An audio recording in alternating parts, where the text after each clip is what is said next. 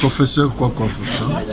Monsieur Kwakwa, qu'est-ce qu'on peut retenir par rapport à cette présentation du professeur Ndaïwel?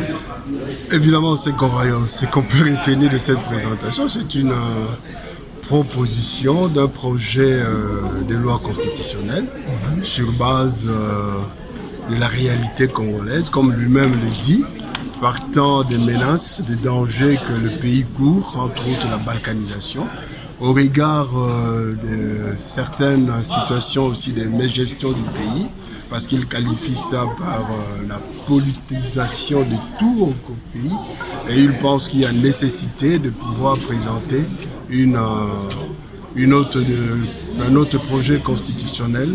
Et voilà, pour ça, il dit qu'il faut revenir sur l'histoire géographique et puis sur l'histoire constitutionnelle de notre pays.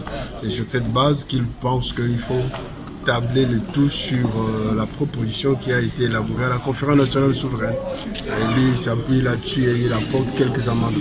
Monsieur, ne pensez-vous pas que c'est un risque pour la démocratie que nous approchons aux élections et puis révision? Tout à fait. Moi, j'ai dû intervenir. J'ai fait voir au professeur quel est le mobile pour lequel on doit présenter aujourd'hui cette possibilité d'une nouvelle constitution. Parce qu'à mon avis, je ne pense pas que le problème au Congo, c'est d'abord le texte en lui-même. Nous avons une constitution. Il peut y avoir des défauts, parce qu'il n'y a aucune constitution mondiale qui est parfaite. Toutes les constitutions ont des limites. Mais le problème qu'on doit se poser, c'est est-ce que c'est le texte qui est mauvais ou c'est le respect du texte qui fait défaut? Ici au Congo, nous sommes tout le temps habitués à voir des acteurs politiques qui ne respectent pas les textes. Même si on mettait sur le pied une nouvelle constitution, vont-ils respecter ça? Donc, il faut corriger justement ce que nous qualifions nous, de manque d'éthique politique pour pouvoir arriver justement à présenter une nouvelle constitution, parce que partout dans des États, ceux qui ont une ancienne histoire d'organisation en État, nous le dirons, ils sont passés de telle république à une autre république, de telle république à une autre république. Mais pour moi, les conditions de possibilité, c'est d'abord c'est que je peux stabiliser les choses chez nous.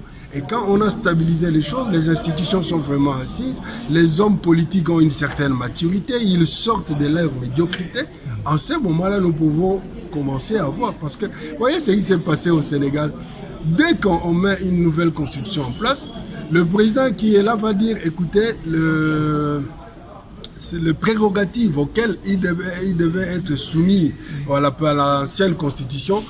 Alors il se dédouane pour dire que voilà, moi maintenant, j'entre dans une nouvelle ère. À ce moment-là, ça crée du désordre. Donc on ne peut pas, au moment où nous sommes, accepter ce type de choses, quoi.